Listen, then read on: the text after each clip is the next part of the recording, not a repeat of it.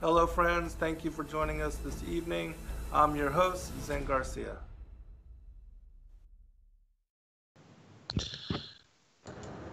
Welcome, friends, readers, listeners, and viewers from across America and around the world. We appreciate you taking the time to join us this evening. I am again joined by Rob Skiba in our ongoing introspection into the Book of Enoch. I do believe we are on chapter 78. Rob, how are you doing today, brother? I'm doing good, Zen. How are you? Doing really well. How's it going with the crops and the seedlings and the growth and harvest? Actually, pretty good, man. There was a couple rainy days we had, and I just didn't feel like getting out, and so some of the crops that are in the greenhouse and stuff, I didn't bother to water, and like I went out there the next day, and they were like really like massively growing. I was wow, look at that. So I'm thinking maybe I'm overwatering some of them, so I'm kind of changing my watering schedule, and that seems to be helping. So a bit more hopeful than in the past. I saw a funny meme the other day. The only way to get a green thumb is to murder a lot of plants. Yeah, that's the truth of it. Like, well, I guess I'm on my way then. All right. But the few that have survived seem to be doing pretty good. So excited about that. I'd like to thank your listeners as well as mine for those who contributed towards Jeremiah, my son's back procedure. He's doing great. That's fantastic, man. I'm glad to hear it.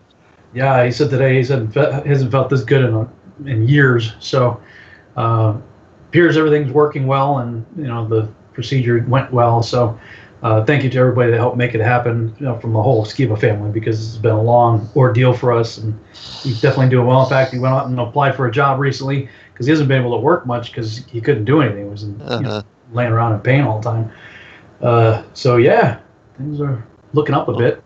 Well, that's great. What kind of procedure or technique, if you don't mind sharing? Yeah, we saw. Well, first of all, it says L. Was it 4 and 5? I think the lower lumbar. Yeah, lumbar and sacrum area and vesta. I forget what it's called. They're just little things on the side of the spine. There was it was a train wreck. I mean, there's a whole bunch of damage. He had some sports-related damage, and then from years ago, and he re-injured it about 5 years ago, and it's just been a lot of pain. And the discs, the lower discs, were practically gone. I mean, oh wow, they were like really squished and torn and bulging, and when you look at the X-rays, the ones above it look nice and puffy, and then there's like these black spaces down below. So we looked at various options, and nothing looked good, frankly. And anybody that I knew that has ever had back surgery has regretted it. It may fusion and whatnot may work for a few years, but you're just pushing off more problems later. Mm-hmm. And some of the ones just want to give them like a steroid shot kind of thing that lasts for a little while and wears off. And right. We went to one of those deals, and it was like they were going to charge us a $7,000 facility fee. Like, oh my god, $7,000 to be in the building for them to give you a $400 shot. That's ridiculous. And we're like, yeah, that is ridiculous. So we were feeling pretty hopeless there for a while, and then we saw a video with Joe Rogan interviewing Mel Gibson and Dr. Reardon, who's the guy who's like one of the top guys in stem cell research. Mm-hmm. And it was non-fetal tissue stem cell, so like where they take the person's own bone marrow, and I guess they also do stuff with like umbilical cords from successful deliveries. So all of that sounded really positive, and we looked into it, and turned out so Mel Gibson had it done for his father first. His guy's like in his late 90s and could barely walk and stuff, and his hips are all jacked up. And anyway, they did some kind of deal in Panama with him, and now he's doing great. And so Mel did some stuff on his shoulder, and Joe Rogan was talking about how he did some stuff. And so we're watching this video, and we're like, man, I'm gonna look into this guy. And we looked into him. It turned out he was here in Dallas. Like, wow. Yeah. Oh, cool. He does stuff in Panama that the FDA forbids from being done here, like stuff that you can't do in the States, you have to go to Panama for. But fortunately, Jeremiah's issue wasn't one of those where we had to go to Panama. So We found out he was in Dallas. It's like a 20-minute drive or something like that. Wow. So Praise God. yeah, we went there. And they quoted it was like over $13,000, which of course we didn't have. But we put out a help SOS on Facebook, and the community came through for us and really helped us out. One guy actually, the guy who sponsored me to do that conference in Amsterdam, he sent me a Bitcoin, and at that time it was about $8,000 in value, the one Bitcoin. Yeah. And I was watching it. It was starting to climb, and I'm watching it. It was like going up $20, $30. I'm like, oh, and then I waited, and then it went down like $50. I'm like, oh man! So I'm watching it again. It goes going up and going up. I'm like, well, if it gets back to where it was, I'm just gonna go ahead, because I had to cash it out for cash, and so that because it takes a few days to clear the bank, and then I had to wait for it to clear the bank so that I have it so that I could pay the doctor with it. So, I had a window of time that I had to cash it, but it was like, I don't know, a couple hours after I cashed it out, it went up like $1,000. Yeah, it went up to 10,000 and I then was like, rejected. Yeah, it went up even higher after a few more days. I was like, But we never know. We had what we needed, and he came through for us and basically paid off the balance of what we didn't raise through crowdfunding. So that was a huge blessing. And he's doing really good now. So praise God, and thank you to all the people that helped us. Yeah, that's amazing. And so the stem cell, they placed it into his back, and that just kind of regenerates. Yeah. Wow. Yeah, they had to do I think it was five different injections, all into different areas of his spine, and he felt immediate results. Now I think part of that is inflammation, due to putting a foreign substance in there. And so we're being cautious at the moment that it's not just inflammation that has separated the disc and relieved the nerve pressure, and then after the inflammation goes down, it gets worse. We're hoping that that's not going to be the case, because it can take 3 to 6 months for the stem cells to do their things, in there. But it's one of those things you struggle, especially with the research and everything that I've been doing, with DNA and stuff like that. Right. But if it was an organ or something going into the bloodstream or whatever, I would be a lot more leery about it. But it's directly into the disc, so whatever's in there is localized just to the disc. Mm-hmm. And the stem cells, I guess they're amazing. I mean, like the guy, I don't know how you could do stem cell research and not be a believer. I believe the doctor that dealt with this was a believer, because he's like, I don't know where you are spiritually or anything like that, but this is a miracle. And he was describing how the cells work, and like the cells themselves, like they have a brain almost. Right. Yeah. It's like they know what to do. Yeah, they figure out where they are in the body first of all, and then they figure out what the problem is, and they reorganize themselves to fix the problem. Mm-hmm. And when we're babies, we have lots or something like that. But it's just Dr. Reardon stem cell. If anybody else out there is interested in looking into it. Well, that's great.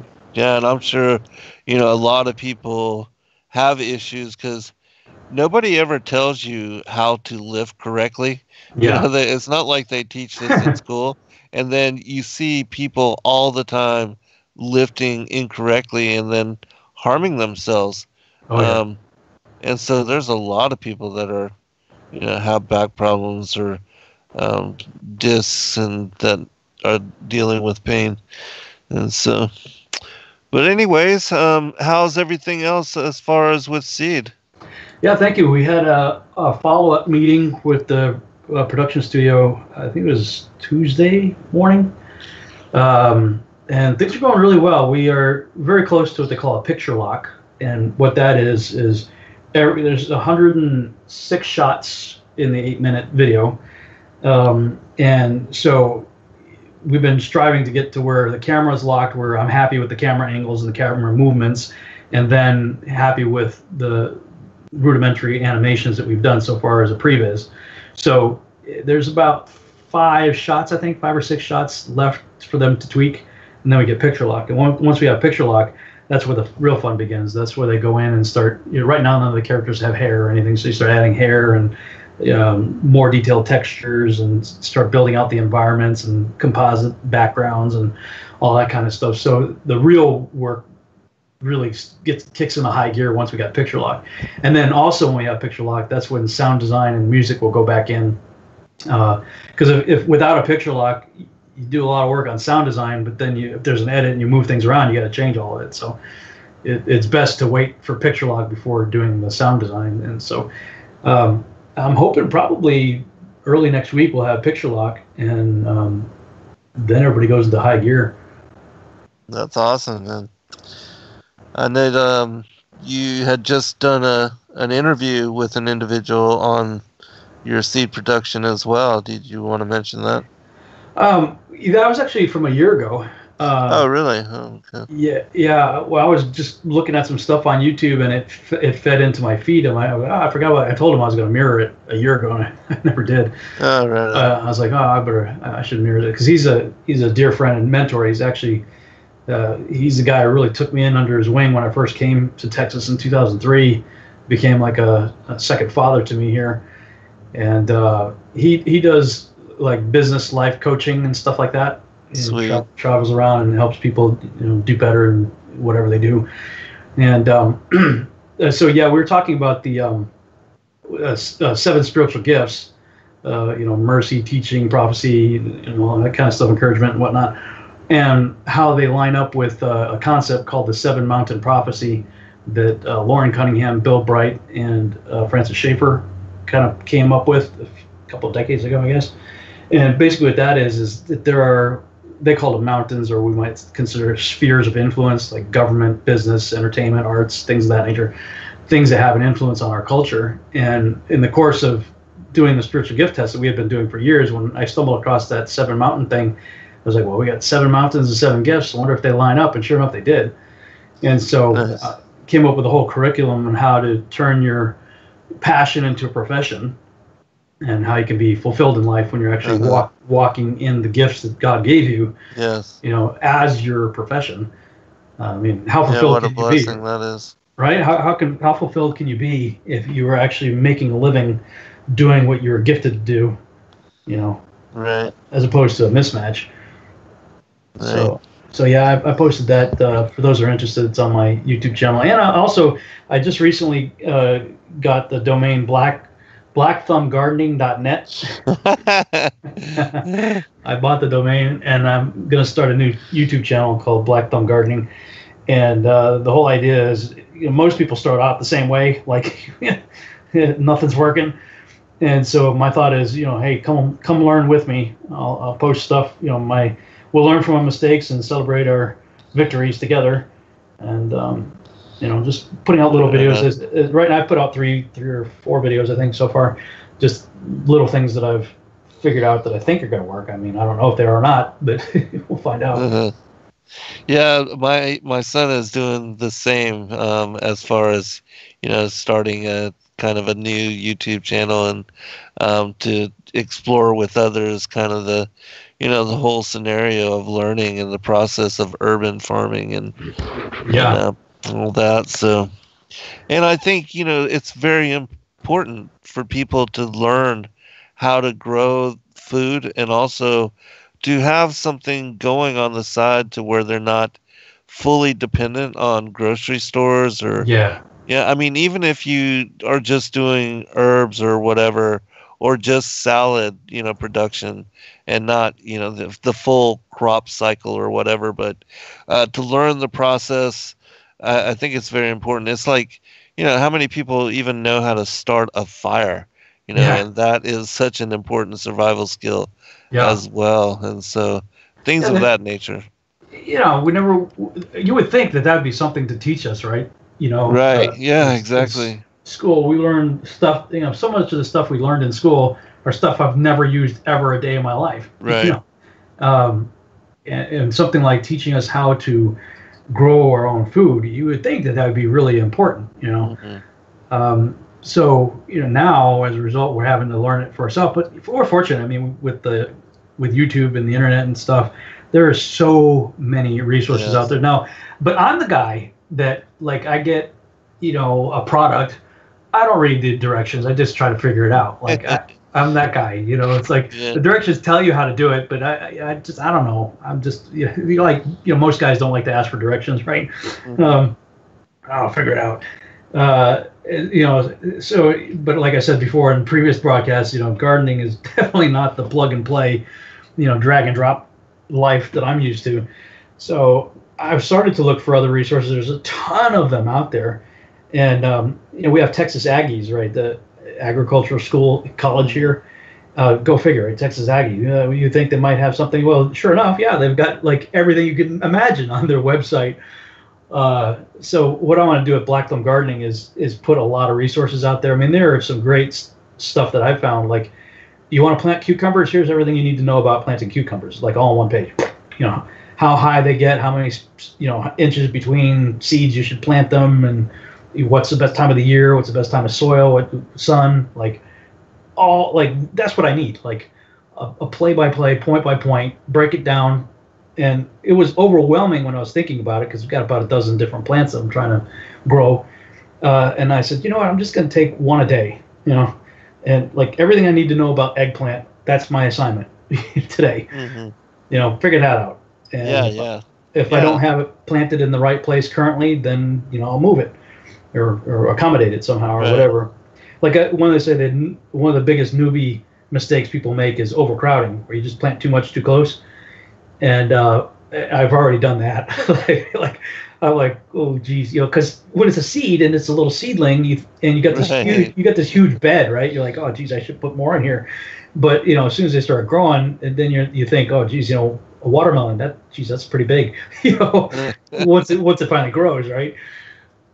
So yeah, I clearly have way too much crowding in one bed, where I've got like cantaloupe and watermelon and squash and cucumbers and okra all like in one bed.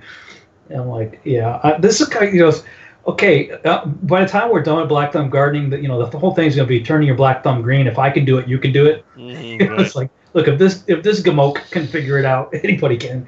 Right. That's kind of the idea behind it. Yeah, and there's another thing of there's certain crops that should be grown together as well.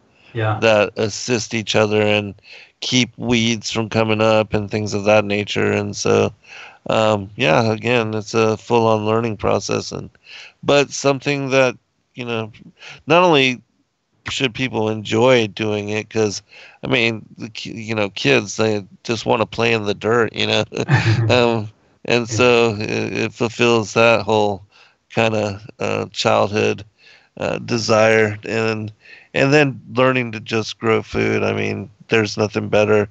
That it's not being sprayed with pesticides or Roundup or things that are harmful, and you can learn to do farming where you don't have to do like the corporate, the large industrial farms where they're using poisons and toxins just to make their crops look good and delectable, but they're have all these pesticides and stuff on them.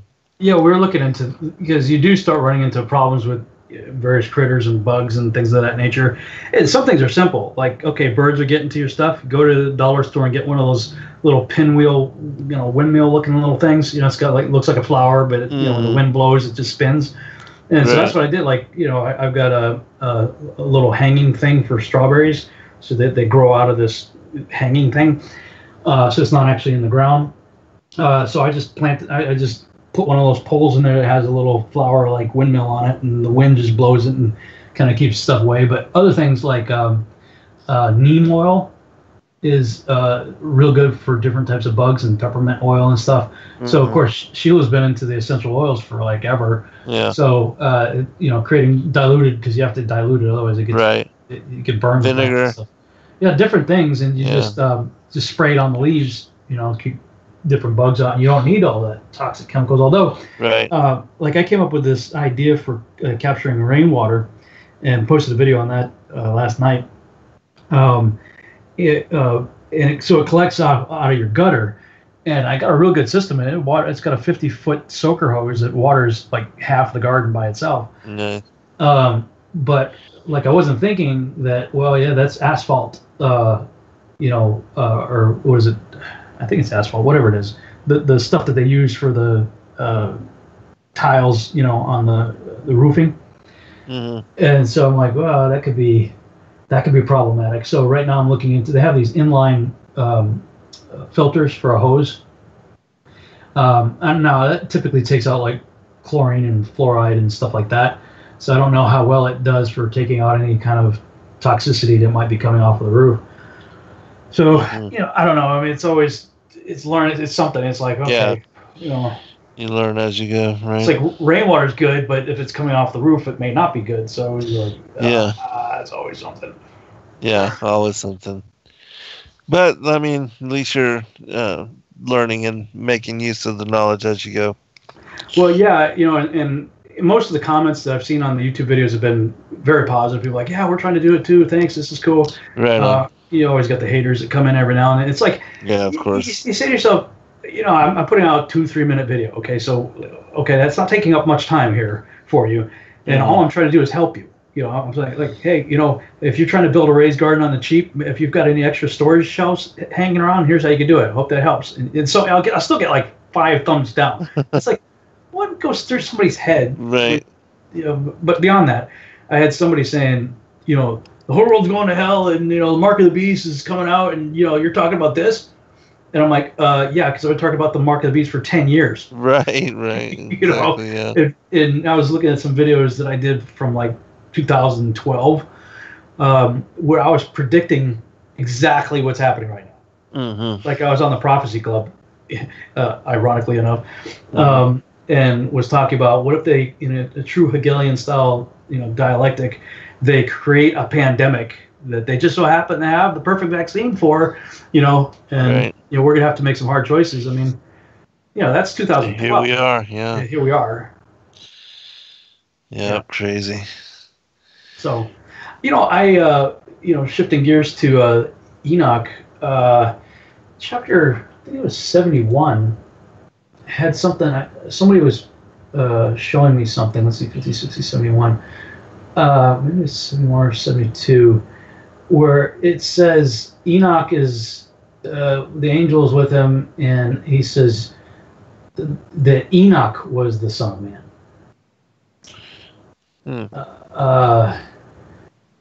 And that was one of the reasons they were using to say, see, Enoch's full of it. It's contradicting Scripture because we know who the Son of Man is Yeshua.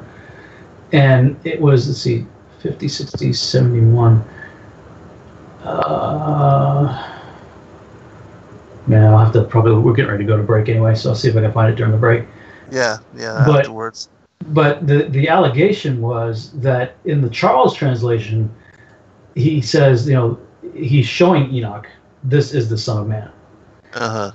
And but in the other translations, it's saying you are the Son of Man. You are that Son of Man.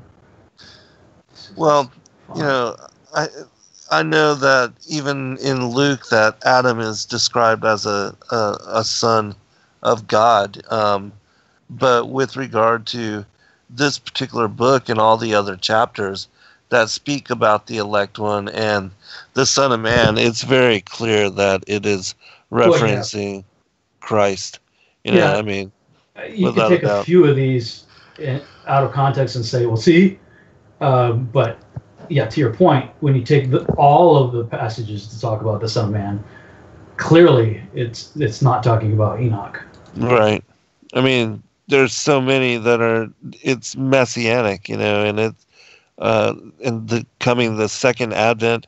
And even though I do believe that Enoch will be one of the 2 witnesses of Revelation 11, still he's not going to be Christ who takes the judgment seat and makes everybody come and bow before him.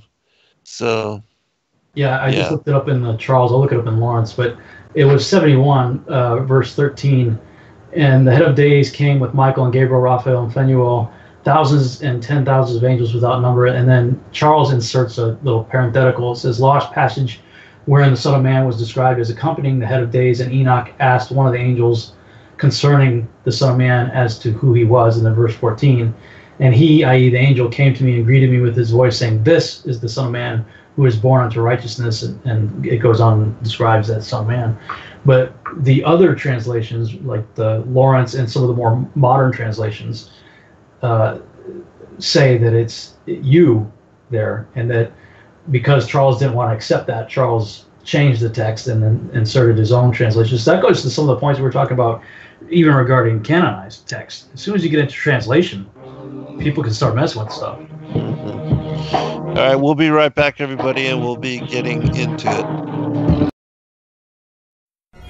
Every day, questions arise. Are the stories in the Bible true? What if I told you that there are hundreds of confirming witnesses, which give intricate detail to the stories in the Bible? Have you ever found yourself deep in the rabbit hole with questions that no one seemed to have the answers to? Join us every other Friday at 9 p.m. Eastern Time for our Ask Me Anything series with author and researcher Zen Garcia, as he sheds light on the mysteries which have us all searching together.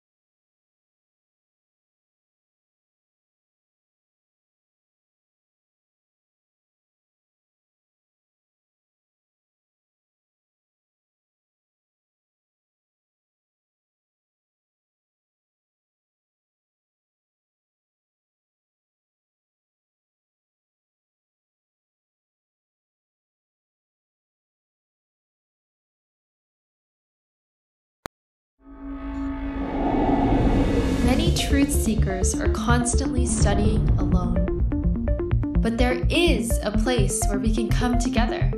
The Digital Readers Club is our online ecclesia meant for those who've forsaken churchianity, but still want the closeness of a family to study with. Join us every Saturday at 7 p.m. Eastern Time to put together the puzzle pieces of truth scattered throughout the ancient scriptures.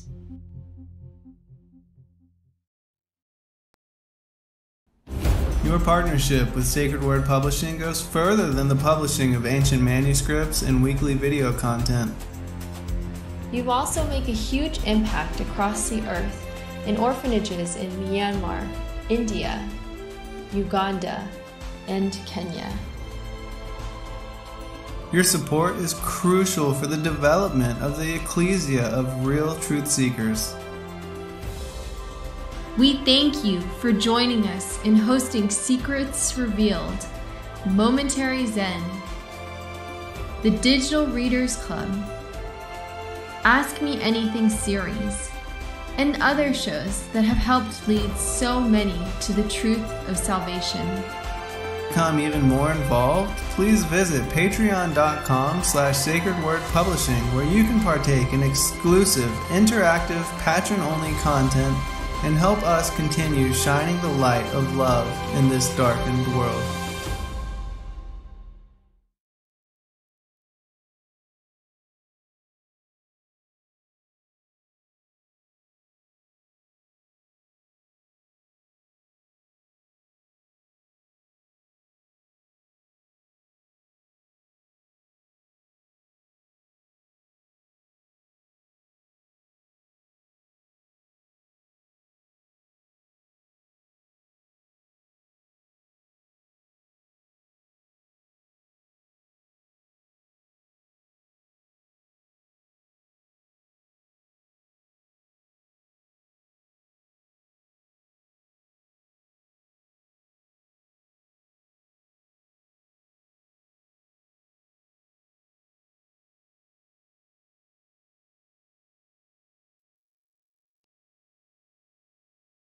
Go lay down. All right, welcome back, everybody, for a second portion. And if you wanted Rob to comment further on what we were talking about before going to break, and after doing so, we can move into chapter. Okay. So the Charles translation says, "This is the Son of Man who was born unto righteousness," and then it goes on to describe, some more about him. In the Lawrence, it says, "In the Ancient of Days came with Michael and Gabriel, Raphael and Phanuel, with thousands and myriads, which could not be numbered. Then that angel came to me, and with his voice saluted me, saying, Thou art he says, the offspring of man," which that makes sense. This translation, right? Thou art the offspring of. Actually, Lawrence may solve the problem here. Thou art the offspring of man, who art born for righteousness, and righteousness has rested on thee. The righteousness of the Ancient of Days shall not forsake thee. He said, On thee shall he confer peace in the name of the existing world, for whom thence has peace gone forth since the world was created, and thus shall it happen to thee forever and ever. All who shall exist and who shall walk in thy path of righteousness shall not forsake thee forever. With thee shall be their habitations, with thee their lot, nor from thee shall they be separated forever and ever. And thus shall length of days be with the offspring of man. Peace shall go to the righteous, and the path of integrity shall the righteous pursue in the name of the Lord of spirits forever and ever. Now that makes sense, that he was a preacher of righteousness, before Noah was, and after Adam was. He was the intermediate that was to pass on that righteousness to Methuselah. So Lawrence may actually solve that problem. I was reading David Wilbur had a whole article against the Book of Enoch, and in using this passage as his primary thesis. Oh gosh! Saying, we know, Yeshua is the Son of Man, so therefore, Enoch's a heretical book. So I'm like, what? So I went and looked into it, and sure enough, I did see various scholarship, modern scholarship, points out that Charles had made some assumptions. You can see where people would do that, and where his assertion that there's a lost passage, he's like, there's never been anything to substantiate that. That was an assumption that Charles was making. Well, Charles was thinking, clearly something must be missing here, so I'll just, say that, and then change it from you to now, son. What, depending on the language, if it's Aramaic or Hebrew or Greek or Ethiopic or Slavonic or whatever, that would be interesting. If it's Zerah, well, that could be son or seed or offspring. So that might be interesting. But I have another translation by George W.E. Nicholsburg and James C. Vanderkam, and it says a new translation. When was this published? Copyright 2004. And in that passage, it says, and I cried with a loud voice with the spirit of power, and I blessed and praised and exalted, and those blessed and went forth from my mouth were acceptable in the sight of the head of days. And the head of days came with Michael and Raphael and Gabriel and Phanuel and thousands and 10,000s of angels without number. And that angel came to me and greeted me with his voice and said to me, You are that Son of Man who was born for righteousness, and righteousness dwells in you. And their whole thesis is that the Book of Enoch as a pseudepigraphal work, which automatically they make the assumption that it's pseudepigraphal. Right. Somebody else took the name of Enoch and wrote this, which is pretty common in modern scholarship. Making that claim. There's no. The reason they say that, though, is because of modern references to various lands that they assume were not around at the time of Enoch, or they're mentioning various lands like Damascus or what have you, different places that we would assume didn't exist until after the flood. And I think we address that when we come across those things, is that look, he's seeing the future. Right. He's up in heaven. He's seeing all of time at once. We'll see that in a few chapters from now, where he's got the whole animal apocalypse vision of all of history from Adam to the millennial reign. Right. So talking about our current time as well as time that we have yet to encounter ourselves. And the first part of the book says it's not for this generation, but for a remote future generation that will live in the tribulation. So with all that in mind, I'm going, well, why would you say that Isaiah or some of these other prophets can prophesy about things that wouldn't happen for 500 plus years later? I think it's like 500 years from Isaiah to Yeshua, and so why can you accept that Yeshua is being spoken of in Isaiah 53 500 years later, and not accept that Enoch could be given a prophetic future, far distant, or John for that matter? If we believe that we're headed to the tribulation, I believe we're seeing perhaps the beginning of the peeling of the third seal right now. John wrote that 2,000 years ago. Mm-hmm. So if we can believe that other prophets of Scripture could write about things that were not known to them at that time, but are becoming known to us at our time, or like Old Testament stuff that prophesied about New Testament stuff, why couldn't you accept that Enoch could do the same thing and be given specific names? Exactly. Yes, because God does know the end from the beginning. Yeah, and reveals that to the prophets. So some of these arguments, I'm like, come on, guys. It goes to same thing with like the flat Earth thing. Is like, look, 2 + 2 is not the only way to get to 4. Right. If you lock yourself into the mentality that's it, that's the only solution to get you to 4, then you run into problems. You have to kind of step back, think outside the box, and say, well, is that the only way to 4? No, it's not the only way to 4. 10 minus 6, that get me to 4. Mm-hmm.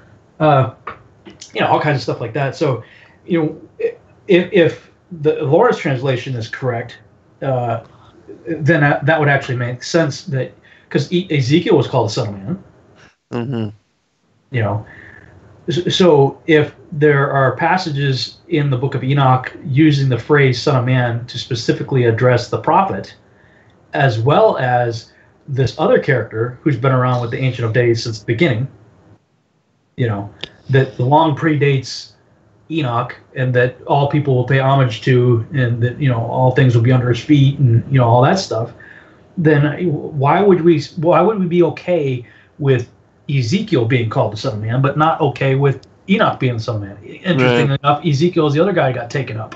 Right, exactly, yeah. Or no, that was Elijah. Well, he was Elijah, right. He was taken up in a vision, but right.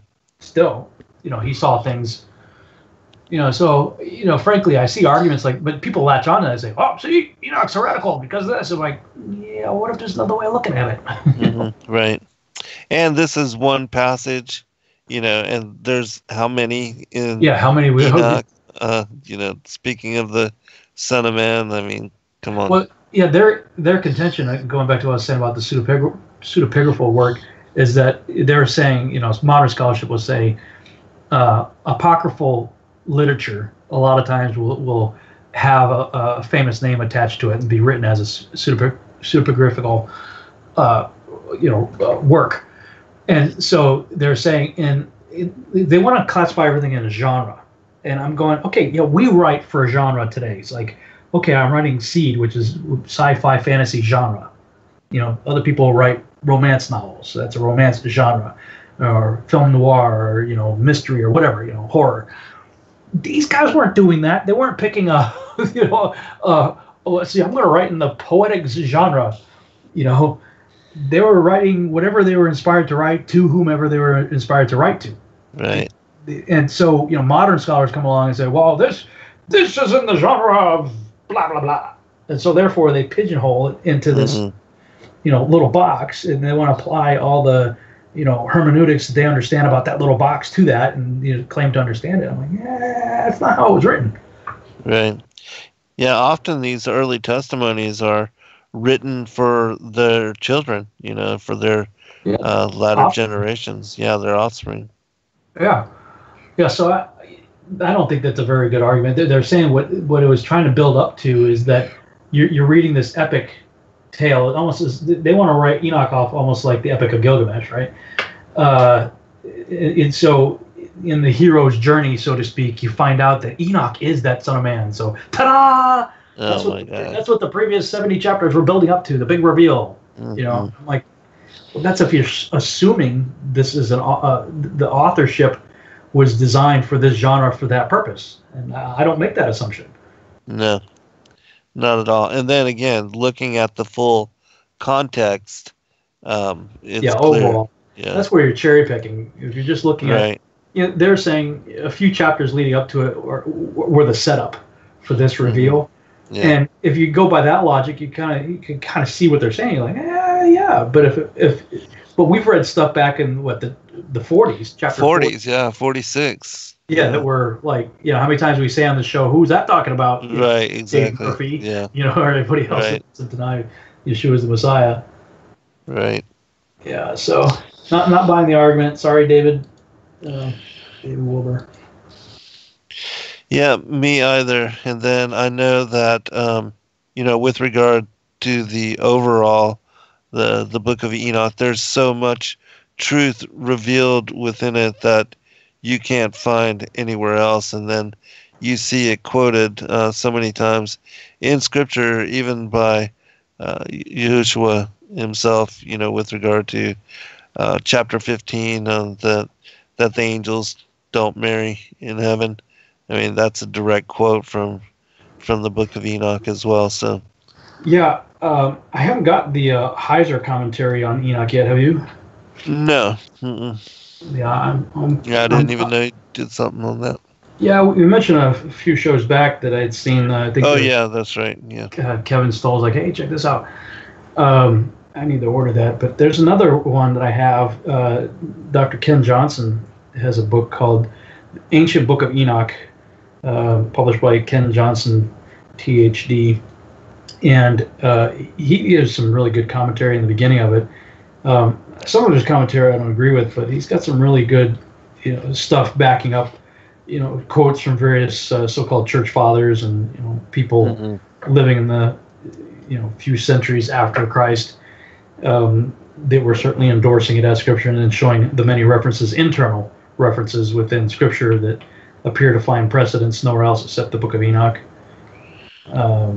Like he's got a little chart here. He says, look at these charts below to see Enoch's doctrines and prophecies and how they line up with Scripture. I'll just give a few for example. Cool. He's got 3 columns. He's got the column 1 is biblical phrases quoted from Enoch. Column 2 is the chapter and verse in Enoch, and then column 3 is the biblical verse. He says, head and not the tail, Enoch 103:11, Isaiah 9:14. Sinners will be weighed in the balances, Enoch 41:1, Daniel 5:27. God has no respect of persons, Enoch 63:8, Ephesians 6:9. It is better for sinners if they were never born, Enoch 38:2, Mark 14:21. We will be protected under his wings, Enoch 39:7, Psalm 17:8. And it goes on for pages. Wow, that's so cool. Yeah, and I've seen other charts like this that people have done, and there are well over 100 references in Scripture that find no precedence in the internal canonized 66 books or even the 80 extended books. Mm-hmm. Things that are said that find precedence only in the Book of Enoch. Yeah. And so they want to say, well, Enoch is only dates to between 400 and 200 BC. I'm like, correction. The oldest known copies of the Book of Enoch date back to, that. And by the way, you got the same problem with most of the other texts, because this stuff was written on parchment and stuff, so the stuff wears out. So they have to recopy. Recopy, yes, and so, remake it, right? We have the same problem with all the scrolls. Exactly, yeah, right. Oh well.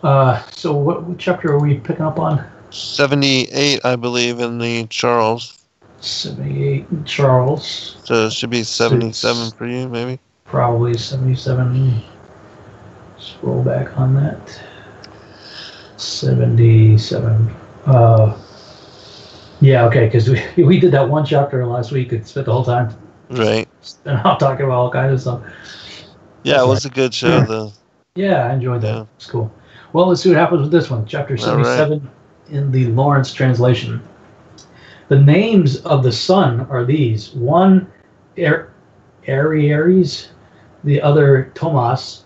The moon has 4 names. The first is Asonia, the second, Ebla, the third, Benes, and the fourth, Ere. It's Ebla. Have you ever heard of the Ebla tablets? I think it's called Ebla tablets. Mm-hmm. Ebla tablets. I have to look that up. I'm pretty sure there's something called the Ebla tablets. These are the two great luminaries whose orbs are as the orbs of heaven, and the dimensions of both are equal. In the orb of the sun, there is a seventh portion of light, which is added to it from the moon. So the sun's getting light from the moon? By measure, it is put in until a seventh portion of the light of the sun is departed. They enter into the western gate, circuit by the north, and through the eastern gate go forth over the face of heaven. When the moon rises, it appears in heaven, and the half of the seventh portion of light is all which is in it. In 14 days, the whole of its light is completed. By 3 quintuplets, light is put into it, until in 15 days its light is completed. According to the signs of the year, it has 3 quintuples. The moon has the half of a seventh portion. During its diminution, on the first day its light decreases a 14th part. On the second day it decreases a 13th part. On the third day, 12th part. On the fourth day, an 11th part. On the fifth day, a 10th part. On the sixth day, a 9th part. On the seventh day, it decreases an 8th part. On the 8th day, it decreases a 7th part. On the 9th day, it decreases a 6th part. On the 10th day, it decreases a 5th part. On the 11th day, it decreases a 4th part. On the 12th day, it decreases a 3rd part. On the 13th day, it decreases a 2nd part. On the 14th day, it decreases a half of its 7th part. And on the 15th day, the whole remainder of its light is consumed. On stated months, the moon has 29 days. It also has a period of 28 days. Uriel likewise showed me another regulation when light is poured into the moon, how it is poured into it from the sun. All the time that the moon is in progress, while its light, with its light, it is poured into it in the presence of the sun until its light is in 14 days completed in heaven. And when it is wholly extinguished, its light is consumed in heaven, and on the first day it is called the new moon. For on that day light is received into it. So that would be justification for the sighted moon, crescent moon being the waxing crescent, yes. Yeah. It becomes precisely completed on the day that the moon descends into the west while the moon ascends at night, that the sun descends into the west while the moon ascends at night from the east. The moon then rises all the night until the sun rises before it, when the moon disappears in turn before the sun. Where light comes to the moon, there again it decreases until all its light is extinguished and the days of the moon pass away. Then its orb remains solitary without light. During 3 months, it affects in 30 days each month its period, and during 3 more months, it affects it in 29 days each. These are the times in which it affects its decrease in its first period and in the first gate, namely in 177 days. And at the time of its going forth, during 3 months, it appears 30 days each, and during 3 more months, it appears 29 days each. In the night, it appears for each 20 days as the face of a man, and in the day as heaven, for it is nothing else except its light. It is nothing else except its light. It's not dirt. Right. All right. 78 in the Charles. And the names of the sun are the following. The first, Orjares, and the second, Tomas. And the moon has 4 names. The first name is Asanya, and the second, Ebla, the third, Benaz, and the fourth, Ere. These are the 2 great luminaries. Their circumference is like the circumference of the heaven, and the size of the circumference of both is alike. In the circumference of the sun, there are 7 portions of light which are added to it more than to the moon. And in definite measures, it is transferred till the 7th portion of the sun is exhausted. And they set and enter the portals of the west and make their revolution by the north and come forth through the eastern portals on the face of the heaven. And when the moon rises, 14th part appears in the heaven. The light becomes full in her.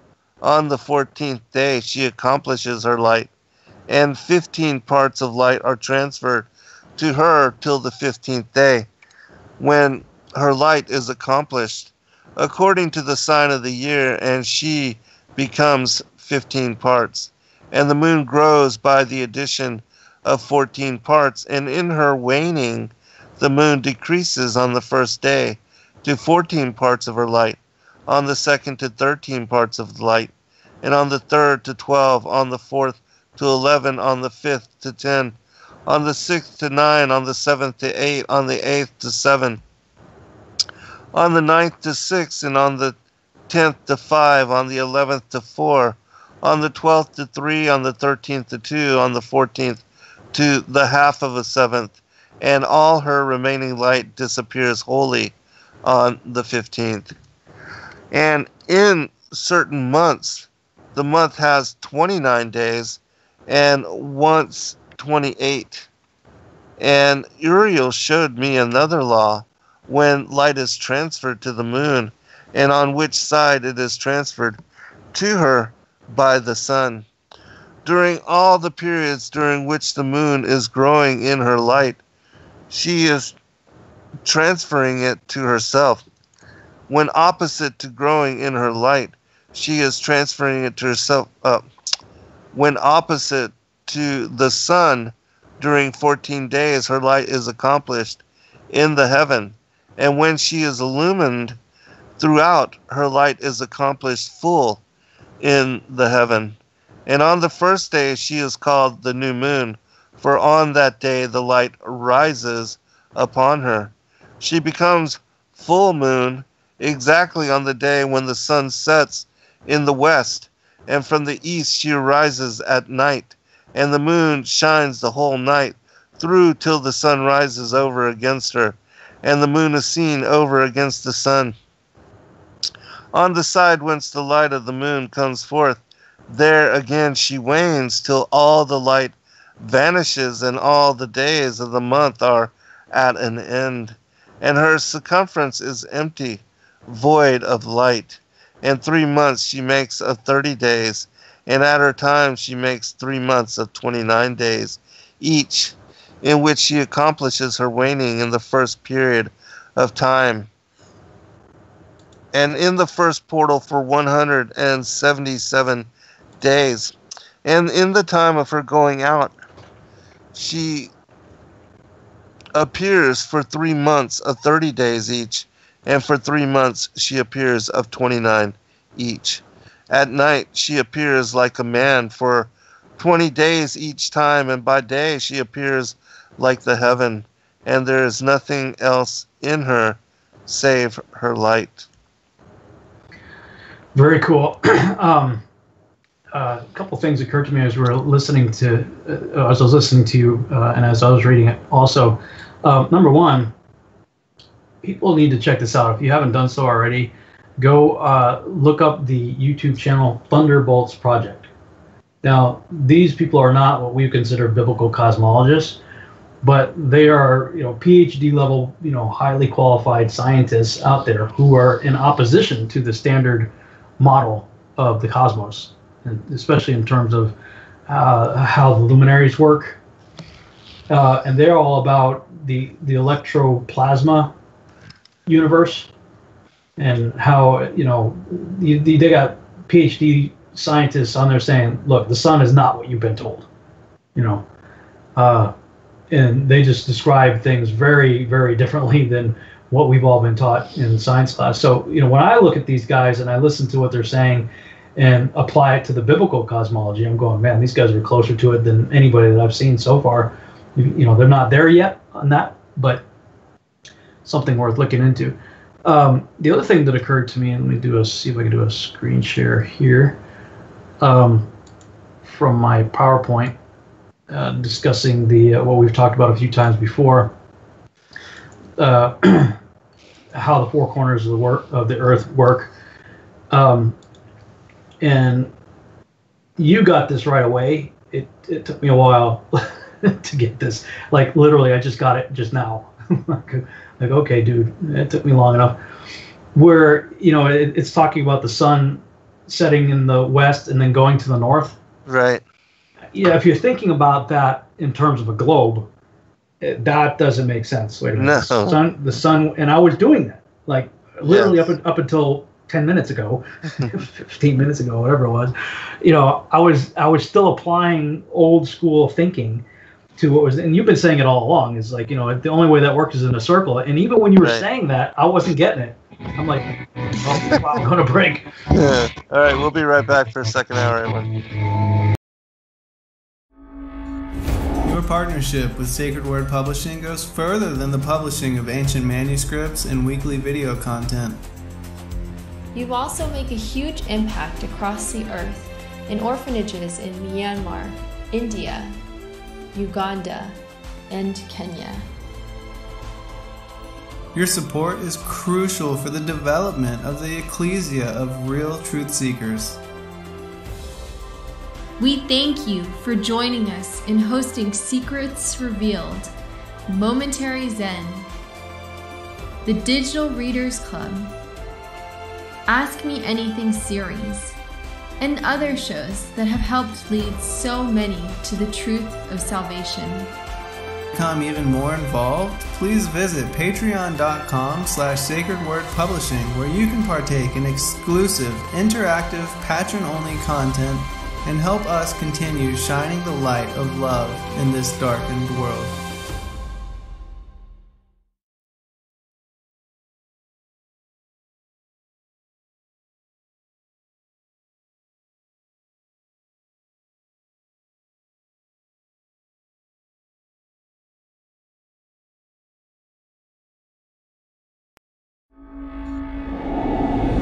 Many truth seekers are constantly studying alone.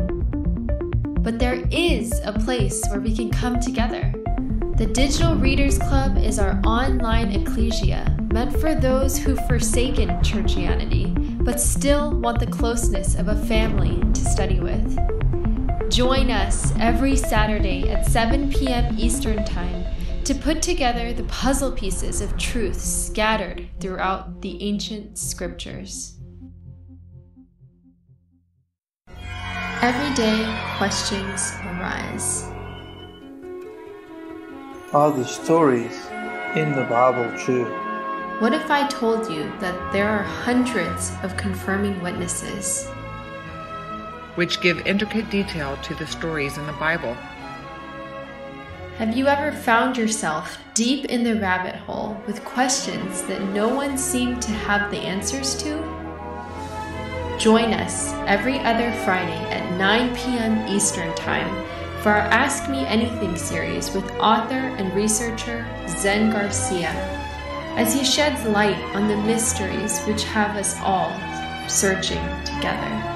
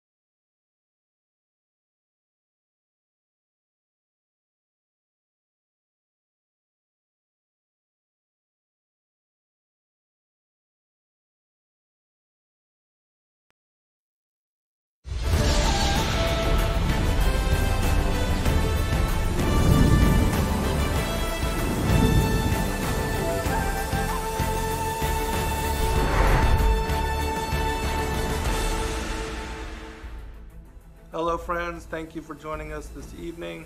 I'm your host, Zen Garcia.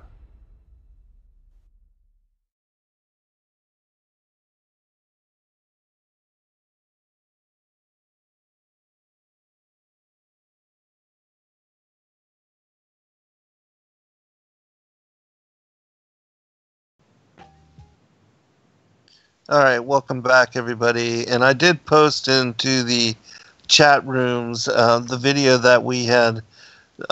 We talked about on on one of your shows previously about the way that the sun moves and how it is cited in the Book of Enoch as moving from the east to the west and then north and back to the east, which again is a circle. And the only way that you can explain these passages, and there's one here in chapter 71 on the Great Luminary where it says the exact same thing. It says the sun sets in heaven and returning by the north to proceed towards the east is conducted so as to enter by that gate and illuminate the face of heaven. And so you're saying that it just clicked for you? Yeah, dude, I'm a little slow on the uptake, I think, sometimes. Let me go back to that. Yeah, I mean, you've done diagrams of it. You've explained it. You've been on my show talking about it. I've been on your show talking about it. Here it is right here in verse 5. And they set and enter the portals of the west and make their revolution by the north and come forth through the eastern portals on the face of the heaven. Made no sense to me at all. Like, all the times I've heard you describe it, put it up on the screen, show it, and all of a sudden, you know, the light bulb goes on, bing! Oh, now I get it. The only way that works is on a circle, but it only works if you assume a vantage point, and I believe that vantage point is from Israel, for north. Mm-hmm. Because, you know, anywhere else that doesn't really work.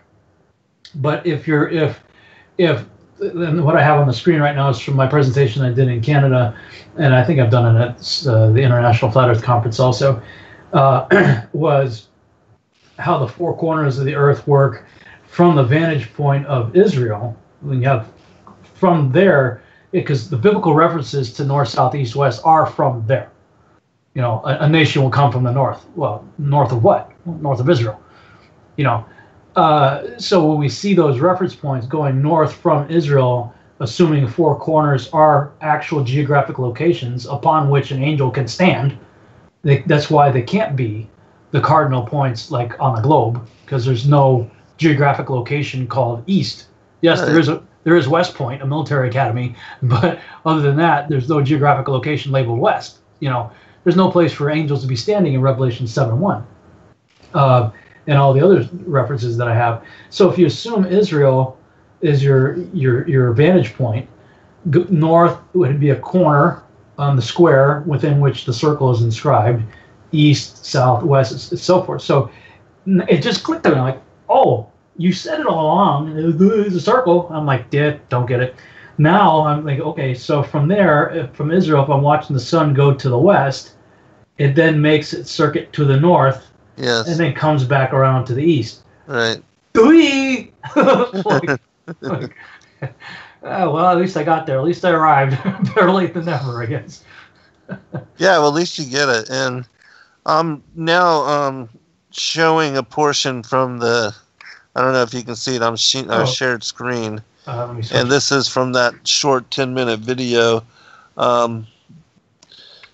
Zen Garcia plots the course of the sun over the flat earth as cited by Enoch. This is what Enoch is describing, where it moves from the east to the west and north and back to the east, a circle. And this is how the sun moves over the course of the year. And, you know, as it goes back and forth between the tropics of Capricorn and the tropics of Cancer, creating the year. And this makes so much more sense to me now. Like, how long is it? How many years has this been? Well, I'm glad that you got it. Hey, I crossed the finish line. Right, and see that is the key for unlocking the Book of Enoch. Because unless you apply those motions to the backdrop of the earth like this, it does not make sense. No. But once you understand that Enoch is describing the motions of the sun and the moon in a circle like this, then there's no way you can make that work on a globe. No. Because again, this is over the course of the year. The east. Even if you went like the Dr. Singenis, he believes that the Bible is geocentric and that the sun, moon, and stars move around the earth and the earth is stationary. That wouldn't make sense either. You know, Right. the sun goes because if the sun is going to around the Earth to the west, there's no way for it to go north, and still for the next part of the globe for it to still appear like it's coming from the east. Yes, exactly. Right. The north, and that may solve a problem too, because other people they're trying to say, well, how can this be? And I think that resolves the problem. It's like, no, dude, like, I don't know what his what St. Genesis' take is on the Book of Enoch. Anyway, you may not even recognize it, but regardless, Scripture says that at the circle of the earth, says the sun and moon are moving, and it says that the sun moves on its circle, coming out of the chamber like a bridegroom to run a race in a circle. This only makes sense like that. Yeah, absolutely. Yeah, and Psalms 19, I mean, it fits right in with exactly what is described here. And again, when you look at the Targum version of Ecclesiastes, which we discussed that passage in this particular short 10-minute clip. As I said, people can look it up. Zen Garcia plots the course of the sun over the flat earth in YouTube. And it's like 10, 15 minutes long, and it's an excerpt where we were speaking about how the Targum version of Ecclesiastes 1, verses 5 through 7, they speak about the sun moving north, and whereas in verse 6, that southward motion is attributed to the wind, it's actually in the Targum attributed to the sun, because again, it's moving back and forth between the tropics of Cancer and Capricorn, and it creates the seasons just as Enoch describes in chapter 71 on the great luminary and the motions, the movements of it as it circles in this manner over the course of the seasons. Very cool. Somebody in the chat room is like, the earth isn't flat, that is stupid because of topography, mountains, hills, and valleys. The earth is motionless. Nobody's denying topography. You know, even if you say the earth is a globe, you'd have to use that same rationale. Well, it's not a ball. It can't be a ball because we have mountains. That's it. People are so picky. That is not, nobody's saying pancake. We all recognize. We all, in either model, we are recognizing topography. So, yeah, sorry, dude, that's a stupid argument. Right. But this makes sense, man. That's really cool. Like, I should have got it. You know, what year was it when we did that video? 2015. 15. Yeah. 5 years. Well, hey, at least I got here. Yeah, at least you got it now. All right. So back to the narrative. Yeah. It is interesting talking about the sun. Well, I meant to look up the Ebla tablets. Maybe I can check that out too. But it was saying the sun is receiving something here. Where was it? The sun is receiving a seventh part or something. You remember? Mm-hmm. From the moon, right? Yeah. So that's bizarre, right? I mean, it is. If we think there's nothing in the scripture that says the earth is a reflective rock, dirt. We were out walking the other night, and it was a full moon, and it was a big, bright, it was like a spotlight up there. I mean, it was so bright, and I'm going, shine a flashlight on dirt. You're not going to get that. Uh-huh.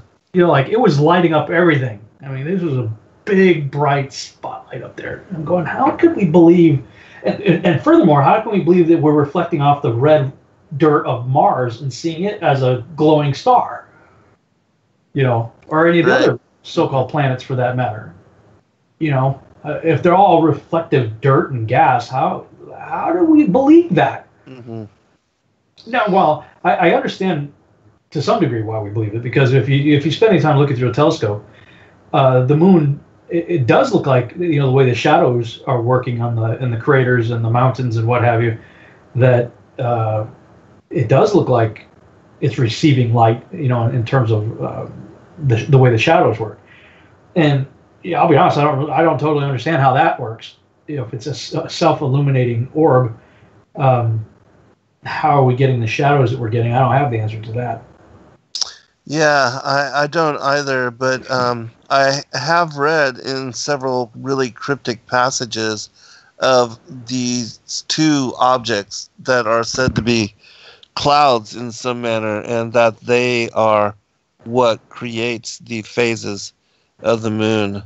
How that works, I don't know, but we do know that it is moving in 1/7 portion, that the light is reduced by a 1/7 portion, and that, as we see here in this portion of the Book of Enoch, it does describe the new moon as being equated with the waxing crescent. And it does attribute the dimensions of both the sun and the moon to be similar. Mm-hmm. And so, these are all things to really consider, especially when you see the phenomena of the solar eclipse. And I'm not, saying that that is caused even by the moon, because certainly the way that the eclipse played out this past year, it was a perfectly smooth circle. And then we know that, there's things like the lesser moon spoken about in the Book of Enoch, the Rahu Ketu in the Vedic cosmogony, and how, the moon has these craters or these ridges, and it doesn't seem to be as perfectly as smooth as what we saw the shadow eclipsing the sun. And so it makes you wonder. Yeah, I have more questions even to this day than I have answers, and I'm actually okay with that. Yeah, I am too. And back in 2015, I wasn't so okay with it. 15 and 16, I had all the but questions everybody has, and I wanted to solve all the problems and figure out, well, how does this work? How does that work? Finally, I just said, you know what? I'm out of my wheelhouse. I've been out of my wheelhouse for a long time. I know what I'm good at. I know what I know, and I know what I don't know, and I know what I'm not going to figure out. So I'm good with it. Let someone else figure it out. I don't know how that works. All I know is what we're seeing is not what we've been taught, and that goes for everything. Mm-hmm. I posted a video a couple days ago by a woman doctor physician here in Dallas that spoke over the weekend, talking about how the whole protocol for COVID-19 and everything is just a fraud. And she was like, I forget the name of it now. Basically, the malaria medicine that she brings patients come in and she gives them that. I forget the name of it. Anyway, that it like Risperdal or something like that. No, it's. I'm thinking the malaria stuff. Chloro something other. Yeah. It starts with a C, I think. But anyway, whatever it is. Yeah. She's having people 100% cured within 24 to 48 hours. Wow. And she's like, forget all this crap that they're trying to put out. This is, and you just kind of step back and think about everything that's coming from the media. I've been watching the miniseries on Netflix, Waco. Have you seen that? Yeah, I have. And because the TV series is based on two novels. One by the guy Thibodeau, who was actually one of the people who survived. Who survived Waco. So that book's from his perspective inside the compound, and the other book that it's based on is from the negotiator, the FBI guy that was trying to save everybody and trying to work this out peacefully, and so he was seeing what was going on from his side. So the TV series, if we're to assume that they're honest with it, and it looks like all the people involved included those writers, so it has authenticity to it, then if we can assume that TV series is in fact telling the truth, then you see how the media was manipulated, and as a result the nation was manipulated. Like for instance, they needed milk because the women were no longer lactating because of the stress and everything that was going on, so they're trying to negotiate to get milk in there, and the FBI is like, okay, well, send out 4 children and we'll give you milk for the babies. And they're like, okay, so you want us to sacrifice some of our existing children to save, our babies? Like, no, that doesn't make sense. Why would we do that, And then you see how the FBI guy gets on TV and spins the narrative for the media, right? And how everybody believes it. And I'm like, this is a microcosm. You just watch Waco and see how we are easily manipulated with simple untruths, and then extrapolate that to everything else, and it's so easy to see how we have been deceived about anything. You always hear it's too big a conspiracy. No, it isn't. There was the sort of a documentary style. It was a movie made to look like a documentary, as if it was shot in the 60s, called Operation Avalanche. And that movie was designed to look like it was shot live as things were happening, documenting the space program, the early Apollo program. And when they realized that we can't go to the moon and that it's going to have to be a fraud, a staged event. And so one of the characters is like, well, how are we going to convince the American public, that this is real? And one of the guys, is such a genius line. It's so potent. It's so powerful. He said, we don't need to convince everybody. All we need to do is convince Walter Cronkite. Right. Because if he's convinced, see, the whole nation trusts him. Right. He's the face on the news that everybody loves and trusts. So if he believes it, if he buys into this hook, line, and sinker, and it doesn't mean he's in on it. It means he's deceived. Right. And he'll sell everybody else. He will sell his reaction to what is happening. Will sell it to everybody else. So the whole world could easily be programmed by the reaction of one guy being deceived. And then sort of by contrast, we could see how the whole nation can be deceived by one guy lying. In this case, the FBI, the main contact guy with the media, by his story of twisting the events, gets the whole. I think David Koresh's theology was way off. I'm certainly not endorsing it, but the reality of it is they weren't hurting anybody. Right. Okay, we would consider him a false prophet, and people were being deceived by him. I get that. That's no reason to kill women and children and burn places down with people in it, and shoot people up. There's I just look around at everything from moon landing to cosmology to COVID-19 to you name it, and going, man, we're being lied to about every freaking thing out. Right. Absolutely. And it's easy to be deceived. Have you, speaking of Waco, have you seen the infrared footage that was shot from above? No. Oh my gosh, this is where you get the real story, because it shows the heat signatures of the individuals and the tanks, and the tank that was spraying all that CS gas, and how it was literally running over people, and they sprayed all the gas into the faces of all these women and children, and anybody that was trying to exit out, you could see that they had guys with machine guns surrounding the house, and they were just shooting people, and so there was no way for them to be able to exit, and you can see all the gunfire, and that's horrible. It is horrible, because it was a massacre. It was a straight up massacre, and it was something that they wanted to establish, because now, with the Patriot Act, you have Christians and patriots targeted, and they want to be able to use the alternative military tribunal system to declare somebody as a domestic terrorist and then strip away their habeas corpus rights.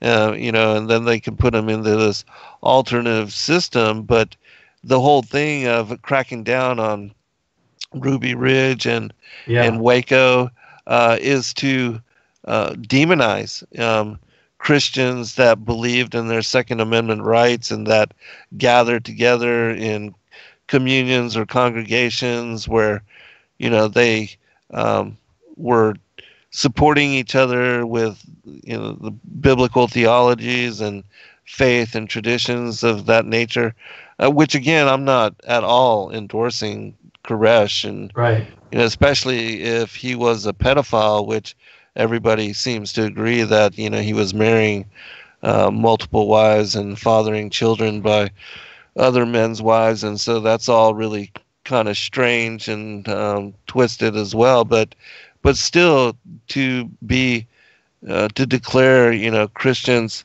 and just for having guns as militants or terrorists, and then to go in and manipulating the media and to massacre them in fire, and not only, I mean, they were shooting them with gunfire, machine gun fire, and then they sprayed that CS gas, which killed many of them.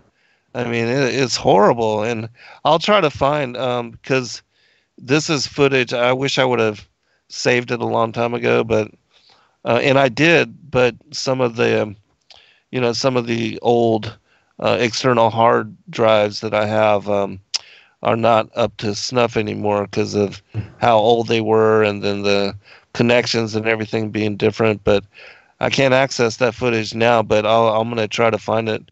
And if people don't know what I'm talking about, they should watch the infrared footage, because it tells the truth of the story. It's so horrible. But it really is. All of that to say, what I have become like keenly aware of is just how easy it is to be deceived. Yes. And you don't know when you're being deceived. That's the whole, the reason why we say you're deceived. Right? You don't go into it and say, hey, I think I'm going to believe a lie today. Right. Was it Samuel Clemens or whatever, Mark Twain said something about it's easier to deceive a man than it is to convince a man that he is deceived, or something like that. Yeah, I don't know the exact quote, but you get the idea. Right. That's certainly the case, and that's why I keep, even though I don't understand things, and even though things, frankly, still make sense to me, some things make sense to me on the globe. I've just seen too much in the world for me to ever accept the world's explanation as the truth. And right. I'm like, you know what, Father? That's when I finally just had to yield and say, I have never had a reason to doubt your word. So I'm going to just take a stand on it. It says what it says. You said that's all he would ever say to me. He's like, look, I said what I said. Take it or leave it. I'm going to believe it. And Enoch just solidifies it all the more for me. Yes, absolutely agree. And like Capricorn 1, I mean, great. They seem to have known something going back to those times, and these kind of documentaries being made that show. And without a doubt, I mean, they did not go to the moon. And for people that still believe and support that whole lie, that in and of itself shows just how much and how they were able to deceive the whole world, even back then, to where they actually had us believe that the astronauts on the moon took a call from Richard Nixon. Right. I mean, really? That's what they were really pushing it.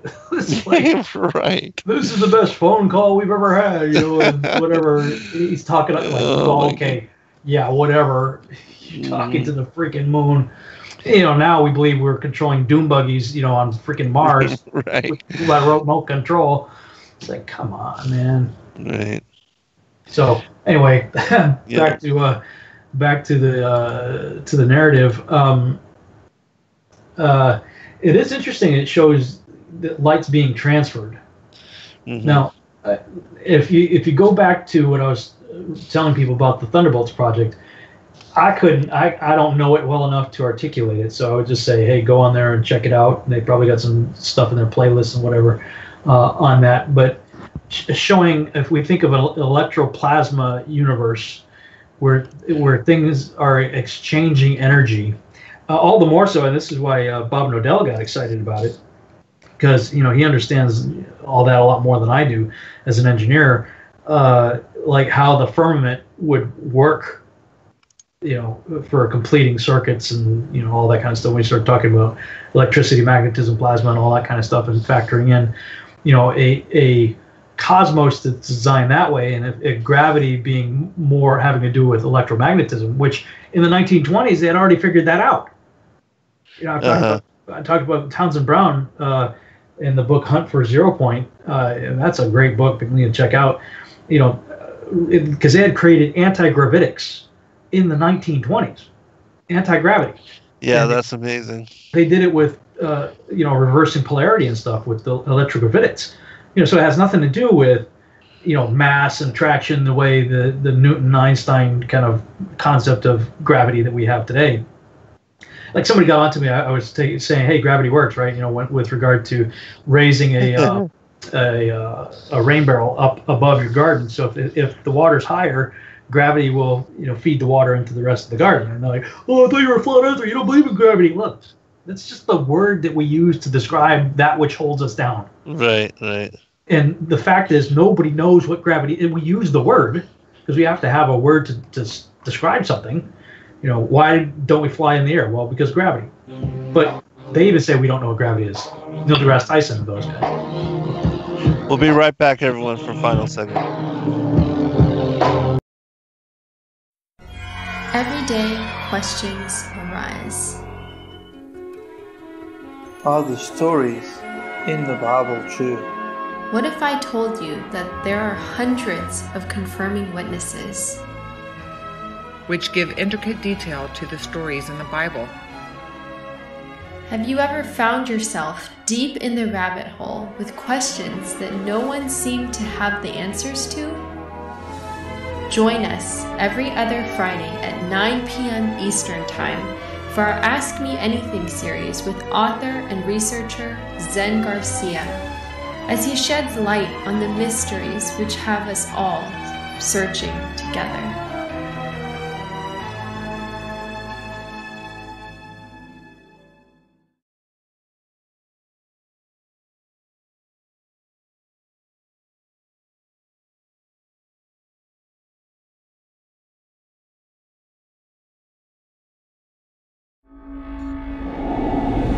Many truth seekers are constantly studying alone. But there is a place where we can come together. The Digital Readers Club is our online ecclesia meant for those who've forsaken churchianity, but still want the closeness of a family to study with. Join us every Saturday at 7 p.m. Eastern Time to put together the puzzle pieces of truth scattered throughout the ancient scriptures.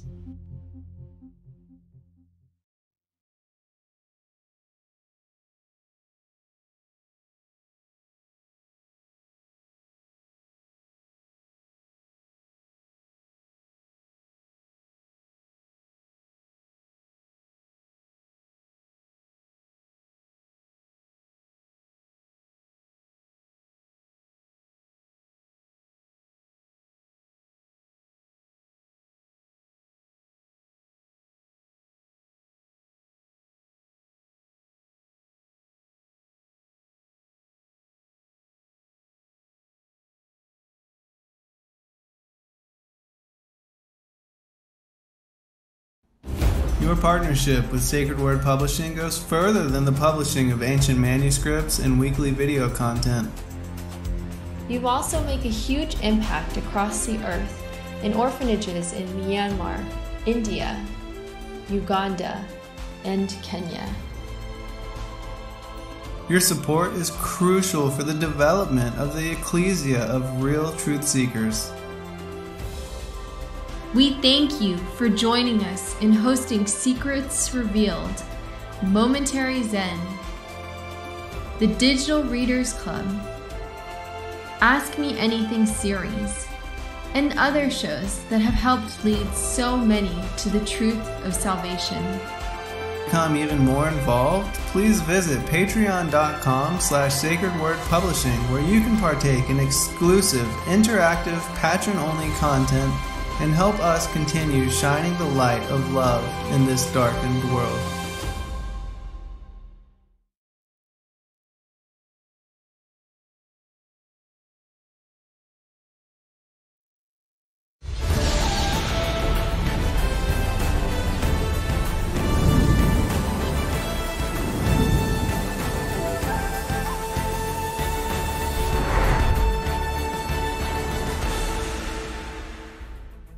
Hello friends, thank you for joining us this evening.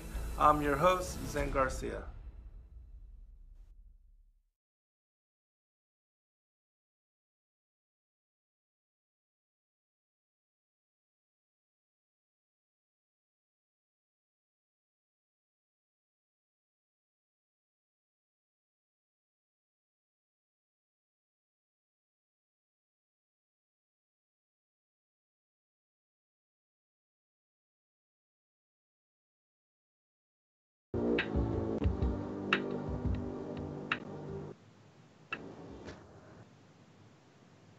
All right, welcome back, everybody, for final segment. The show does move so very quickly. I think I may have found the actual what is the FLIR, the infrared footage, but I'm not positive. But I will post a link in the chat room for people that may be interested. If it's the same one that I've seen previously, it shows you the infrared, the footage where you can see the compound surrounded and the gunfire, and then the tank going in and spraying the CS gas and all that. It's horrible. It's tragic, but there's no way that they can deny that it was a massacre if you watch this footage, if it's what I had seen previously. But don't want to detract. I know that, we need to move through this particular book in text as well. But is there anything else you wanted to bring up on this particular chapter? Yeah, there was something that I'm trying to find it where it went. That talked about it has the face of a man. Right, the very last sentence. Oh yeah. Let me share that there. In the night it appears for each 20 days as the face of a man, and in the day as heaven, for it is nothing except its own light. That's kind of bizarre. Yeah, and the only thing I could think with regard to that is the way that the moon in the profile, that it might look like how they sometimes depict the crescent as the face or as a face. Well, yeah, we've had that idiom, the man in the moon, for a long time, right? For forever. It seems like every culture seems to have that sort of understanding. I've looked at the thing and I don't see it. I mean, I don't see the nose. Right. Yeah. You always see the pictures of the crescent moon with the nose and it's got a little face on it. Right. Or when you're looking at they call them the seas on the moon. The Sea of Tranquility and whatnot. Mm-hmm. The Maris. The Maris, how they look like, or supposedly look like a face of a man, and I look at it like it looks like a rabbit to me. I don't know. I'm not getting it. Maybe I'm 50, so it took me 5 years to get the circle thing right. Maybe I still don't get the man in the moon thing. Yeah, maybe another 5 years we'll revisit it. Maybe we'll find out. It is bizarre. I never seen that. It says that here in Enoch too, though. Well, actually, in Charles it says, "At night she appears like a man." And then Lawrence, it says the face. Well, it's in the italics, so Lawrence inserted that as the face of a man. That sounds interesting. Oh well. Did you want to just jump into the next let's one? move on, because it's after this the dream vision. So maybe we'll have a perfect setup for next week. All right. So Lawrence, what is it, 78? "And now, my son Methuselah, I have shown thee everything, and the account of every ordinance of the stars of heaven is finished. He showed me every ordinance respecting these which takes place at all times and in all seasons, under every influence, in all years, at the arrival and under the rule of each, during each month and every week. He showed me also the decrees of the moon, which is effected in the sixth gate, for in the sixth gate is its light consumed. From this is the beginning of the month, and its decrease is effected in the sixth gate in its period until 177 days are completed, according to the mode of computation by weeks, 25 weeks and 2 days. Its period is less than that of the sun, according to the ordinance of the stars, by 5 days in 1/2 year precisely. When that their visible situation is completed, such is the appearance and likeness of every luminary, which Thiel," that's a new angel here, "the angel who conducts them, showed me." It's the first time I heard of that guy. All right. "And now, my son, I have shown thee everything, and the law of all the stars of the heaven is completed. And he showed me all the laws of these for every day, and for every season of bearing rule, and for every year, and for its going forth, and for the order prescribed to it every month and every week. and the waning of the moon, which takes place in the sixth portal. For in this sixth portal her light is accomplished, and after that there is the beginning of the waning, and the waning which takes place in the first portal in its season, till 177 days are accomplished, reckoned according to weeks, 25 weeks and 2 days. She falls behind the sun in the order of the stars exactly 5 days in the course of one period. And when this place which thou seest has been traversed, such is the picture and sketch of every luminary which Uriel the archangel, who is their leader, showed unto me. Oh, so it's saying Uriel, or Uriel in the Charles translation. In Yes. Lawrence, it says Theo. I'm going to look it up in this way. It's like all these things always have multiple translations to compare, because whenever you see a difference, it's like, oh, what is that all about? What chapter is this? 77? 79 in the Charles. 78 for you, I think. So just like Uriel. Yeah, it says Uriel, so I guess Lawrence, maybe that could be a typo. I also meant to talk about something earlier. The Ebla tablets is something I looked up. Right. But that's not named after it's named after a city in Syria, I believe.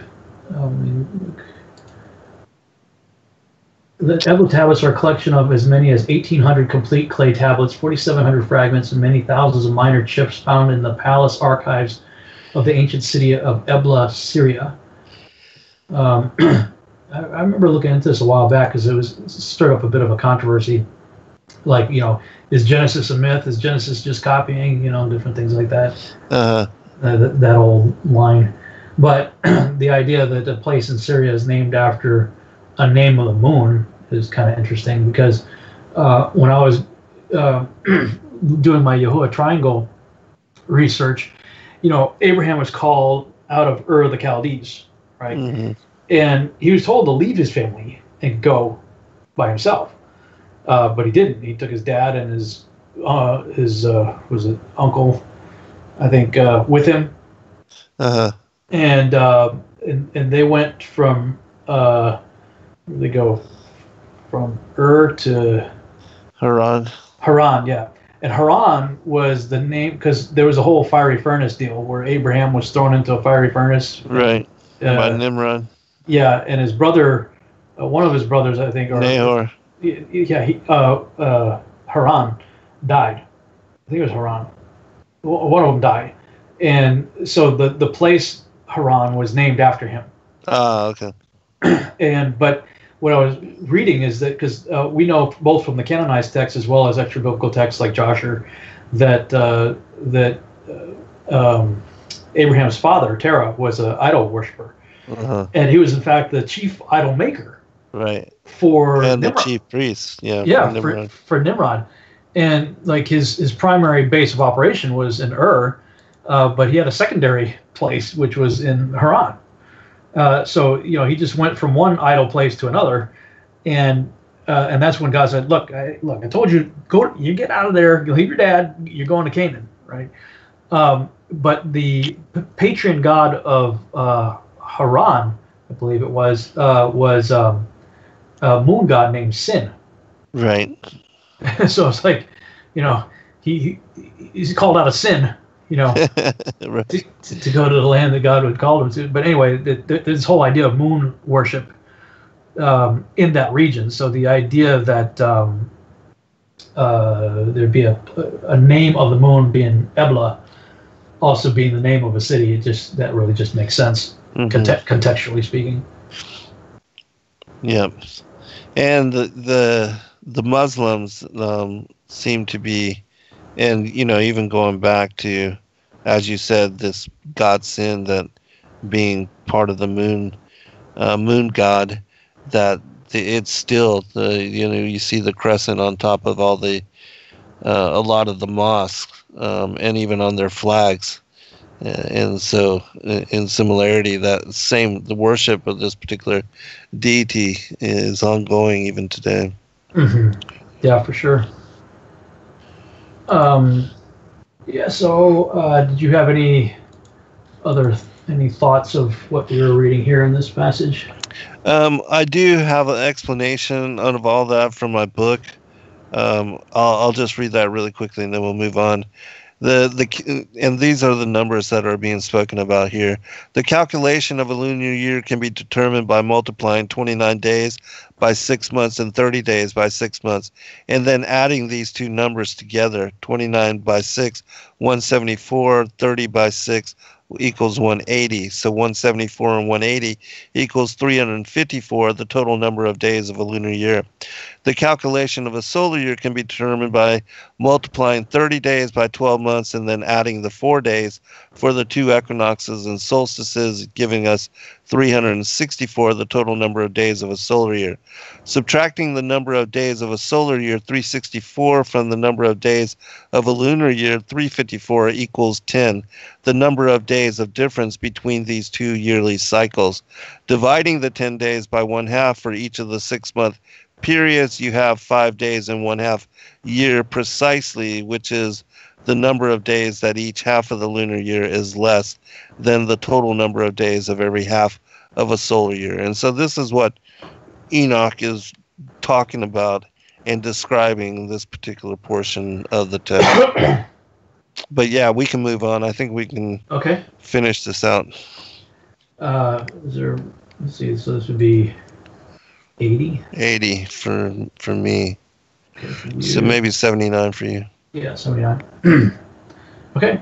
In those days, Uriel answered and said to me, Behold, I have showed thee all things, O Enoch, and all things have I revealed to thee. Thou seest the sun, the moon, and those which conduct the stars of heaven, which cause all their operations, seasons, and arrivals to return. In the days of sinners, the years shall be shortened. Their seed shall be backward in their prolific soil, and everything done on earth shall be subverted and disappear in its season. The rain shall be restrained, and heaven shall stand still. In those days, the fruits of the earth shall be late and not flourish in their season, and in their season, the fruits of the trees shall be withholden. See, I don't have a black thumb. It's all prophesied. It's prophesied, right? No, I'm not going to confess that. The moon shall change its laws and not be seen at its proper period. Now, this is interesting to me. The moon shall change its laws and not be seen in its proper period. But in those days shall heaven be seen, and barrenness shall take place in the borders of the great chariots in the west. Heaven shall shine more than when illuminated by the orders of light, while many chiefs among the stars of authority shall err, perverting their ways and works. Those shall not appear in their season, who command them, and all the classes of the stars shall be shut up against sinners. The thoughts of those who dwell on earth shall transgress with them, and they shall be perverted in all their ways, and they shall transgress and think themselves gods, while evil shall be multiplied among them, and punishment shall come upon them, so that all of them shall be destroyed. I know that Charles clears that up a bit, so I'm going to jump into the Charles. Okay. Chapter 80. And in those days the angel Uriel answered and said to me, Behold, I have shown thee everything, Enoch, and I have revealed everything to thee, that thou shouldst see this sun and this moon, and the leaders of the stars of heaven, and all those who turn them, their tasks and times and departures. And in the days of the sinners the years shall be shortened, and their seed shall be tardy on their lands and fields, and all things on the earth shall alter, and shall not appear in their time, and the rain shall be kept back, and the heaven shall withhold it. And in those times the fruits of the earth shall be backward, and shall not grow in their time, and the fruits of the trees shall be withheld in their time, and the moon shall alter her order, and not appear at her time.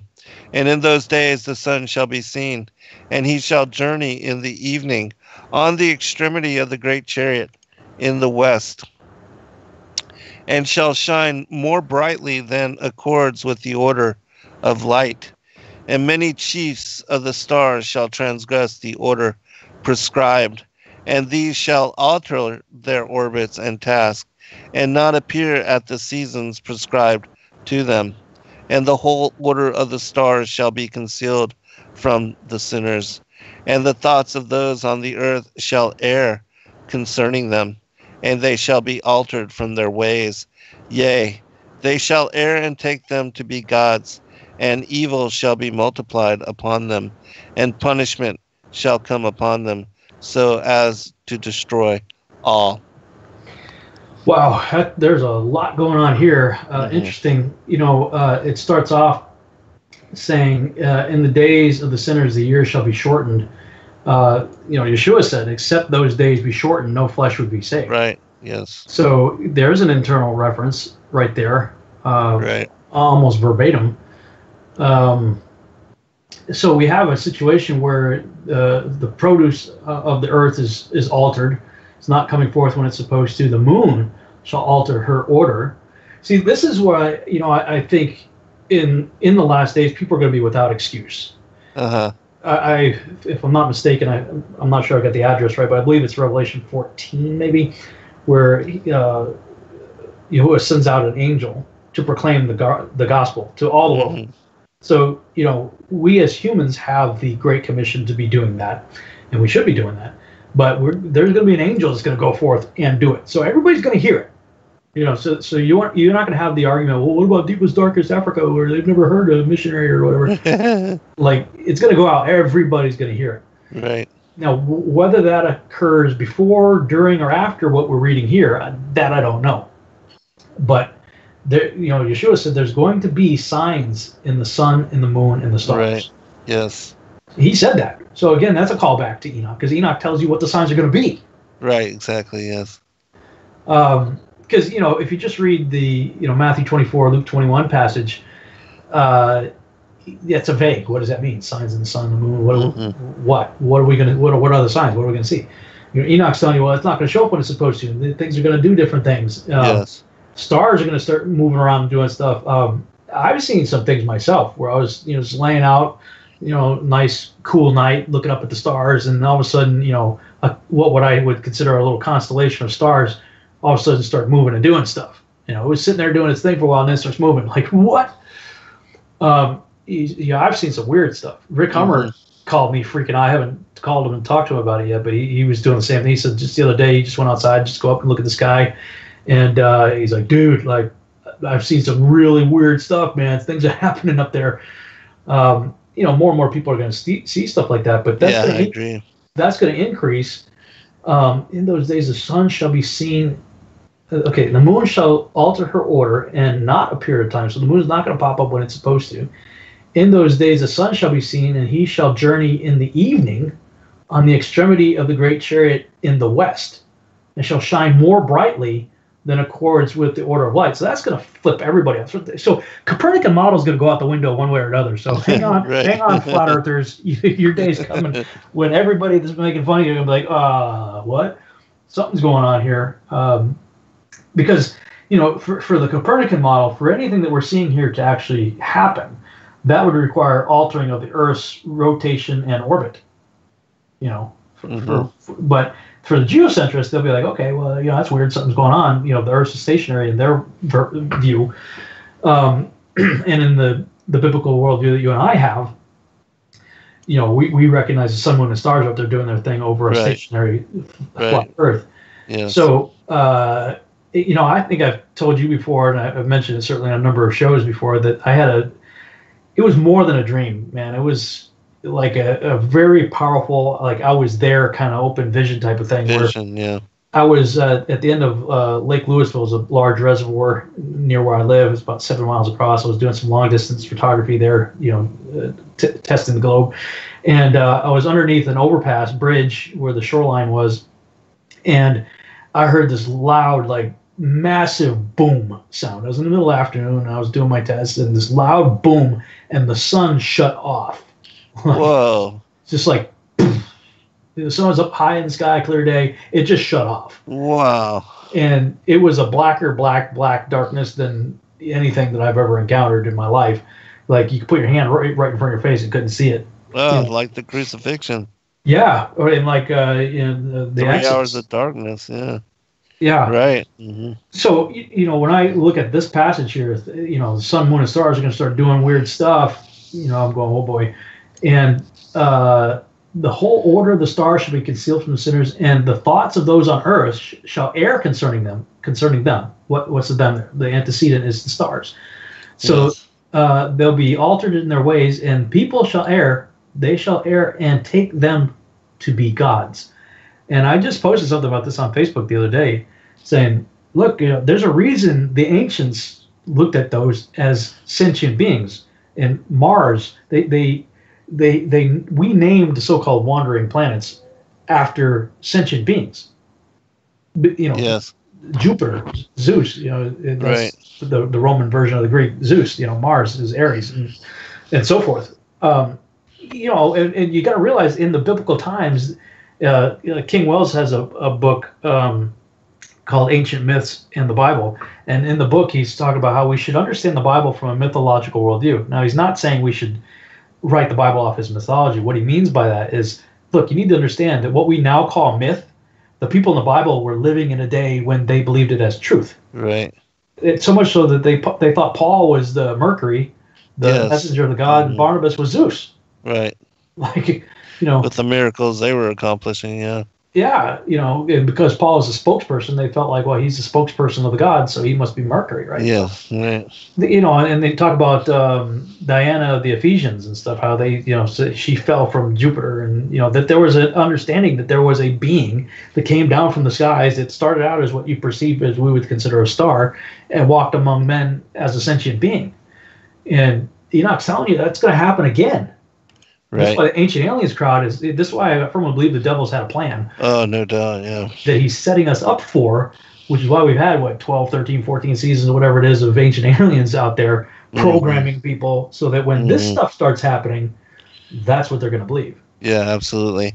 And so many people are going to be ripe for accepting that, because, again, the whole strong delusion, and they have no love of the truth. And that they will be swept away, caught up in this strong delusion sent by God. Yeah, we're interested. We're in for some interesting days ahead, man. Right. How far Yeah, off? absolutely. I don't know, but with what's happening in the world right now, I'll tell you, my timeline is truncated. I'll die of old age before Christ returns. That's what I was saying like 4 months ago, 5 months ago. Now How things quickly change, huh? Well, the days shall be shortened, so everything certainly seems to be ramping up. That's for sure. Yeah, and that reminds me you were talking about the conference coming up this weekend as well. What was that again? True Legends. Yeah.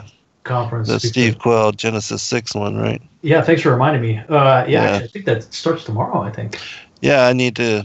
Actually, I do too. Right after we get off the air, I might as well get in there.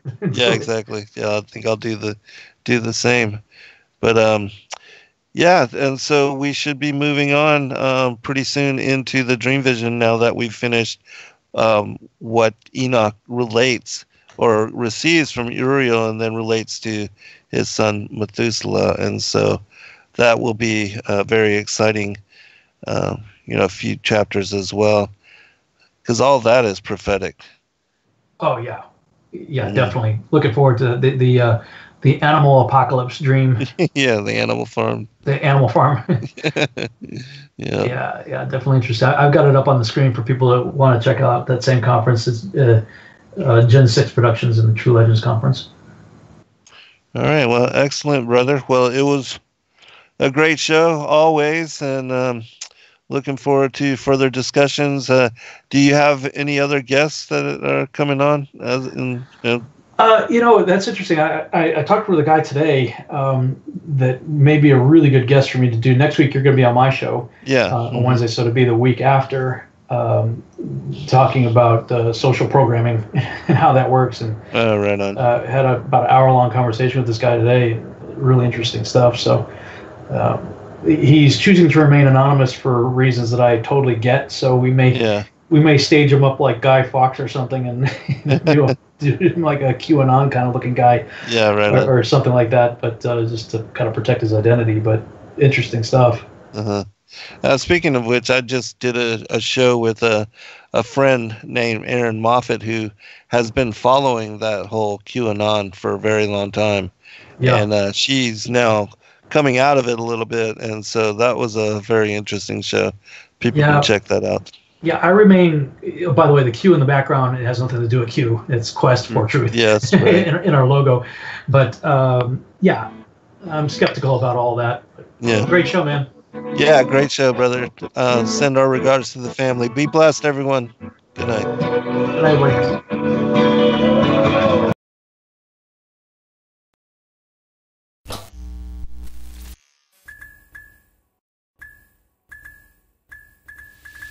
Thank you, everybody, for joining us for this video and this broadcast. We appreciate all of you, and thank you for your patronage. Please do like and subscribe and share with your friends. God bless all of you in your seeking.